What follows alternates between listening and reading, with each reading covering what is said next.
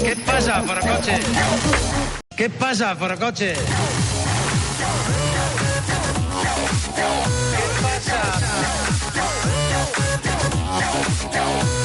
Sí, ja sabem que tenim moltes ganes de saber què passa al Parlament de Catalunya després de la reunió del Pacte Nacional de decidir, pel dret a decidir, però a nosaltres ens interessa ara més saber què passa fora cotxes amb en Jair Domínguez.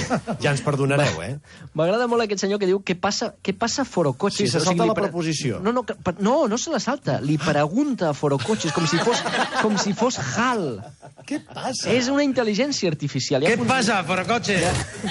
Ell s'aixeca al matí. Sí, com si fos una entitat. Té una casa domòtica, i què passa, fora cotxes? I fora cotxes li diu què passa, i avui el que passa Què passa fora cotxes avui? Posa reverb, Víctor, que és molt important la consulta que fan avui. Diu: ¿qué hacéis cuando os levantáis empalmados y tenéis ganas de mear? ¿Esperáis? ¿Os meáis en la barbilla? ¿Sacudís la zambomba? Un tio que està molt preocupat perquè li deu haver passat més d'una vegada i, clar, tu què fas quan tens un dubte d'aquests? No pots anar a explicar-li al veí. Delicat, a més. Doncs que obres un tòpic a fora cotxes. ¿Qué pasa, forocoche?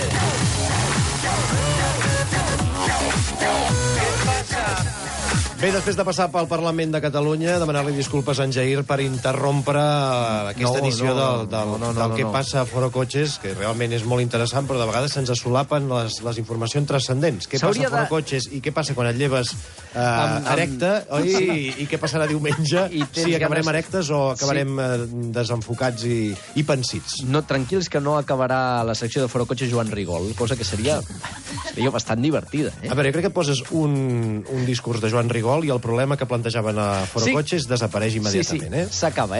Recordem que un usuari de Foro Cotxes preguntava què hacéis cuando os levantáis empalmados y tenéis ganas de mear, i la primera resposta crec que ja resol el tema, perquè és un senyor que diu el pino. Si fas el pi, se't baixa?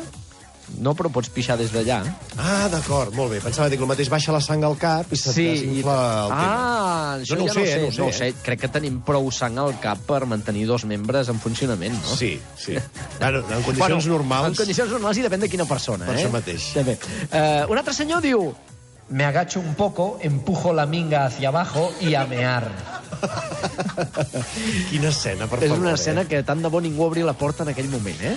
Un altre senyor és més expeditiu i diu: mear contra la cortina de la dutxa. Hi ha solucions per tot. Això és veritat. Això és intel·ligència col·lectiva i deixa't estar de tonteries. Jo com a metge tinc una solució. Espera, en Xavi com a metge que no és, però la seva família tots ho són, té una solució. Heu de posar el cul a la rajola de la paret ben fred. Si està freda, la rajola. Si no està freda, llavors no val. Llavors, la fredor del cul fa que tot allò vagi avall. Molt ja bé. està. Fàcil, ràpid. Però hem de venir a casa teva, les rajoles de casa teva, o pot ser les dues? Sí que estan fredes. Sí que estan fredes els de casa teva, no? Si voleu, us deixo les rajoles de casa meva. Molt bé. Sí, quan no te sorprenguis si algun matí ens veus aparèixer allà amb aquesta necessitat imperiosa de posar el cul a les rajoles de la teva paret. Tu acáchate delante lo que te pasa. Ai, senyor. Bé, entra un altre senyor i diu: rodilla al suelo y a mear de lado. Però és que són autèntics contorsionistes, la gent de Foro Cotxes. Molt. Un altre no sé si ho diu seriosament, però diu meterla en una botella. Sí, podria ser. Sí, aviam, pots fer-ho en aquell moment, no? Un altre ja, que ho ha patit més d'una vegada, jutjat pel tom el que ho diu: pues palanca, ¿qué vamos a hacer? Palanca, hijo. Palanca. Ai, que no es trenqui res per això, eh? No, home, crec que has de saber fins on pots fer palanca. Vull dir que hi ha un moment que diu prou allò i no sé que estiguis operat, que hi ha una operació, eh? Sí. Recordeu que hi ha una membrana que es diu frenitlla, i que hauríem de respectar la seva elasticitat. Un altre senyor ja posa molts detalls, diu: me siento echando el culo para atrás para que el rabo no me roce la cerámica. Si intento mear de pie, la orientación del chorro es impredecible. Claro. Tota la raó. No hi ha fórmula matemàtica que pugui calcular la trajectòria del que sortirà d'allà. No. Un altre senyor diu: pienso en Miley Cyrus y se me baja. Que és també un dels mateixos mètodes de la corda del Xavi. Sí. Un altre, i ja entrem en els dos missatges que acaben amb la conversa directament. El primer és: le meo a tu novia en la cara. No, això ja no. No, però ja trigaven a posar-se una mica grollers, perquè ja sabeu que fora cotxes hi ha gent excel·lent i persones que t'ajuden a resoldre problemes de la vida i d'altres que només entren a rebentar-ho tot, com és el cas aquest. Sí, bueno, potser no, podria no ser la relació que tenien aquests dos usuaris. Clar, no ho sé, igual viuen tots junts o hi ha un triangle amorós o una cosa així. No ho sé, el que sé és que l'últim missatge que ha acabat amb la conversa és aquest. Ai, per favor. Solo sé que me ayuda tu madre. Com sempre, no sé com s'ho fan, però apareix la mare. La mare d'algú, per sort. Mai defrauda. Perquè són com una gran família, Jair. Sí, senyor, ja està, és això. Doncs això és el que passava aquesta setmana a Foro Cotxes. Moltes gràcies.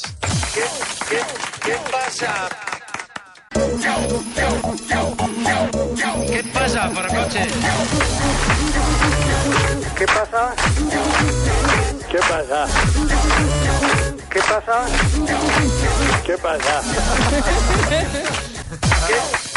¿Qué pasa?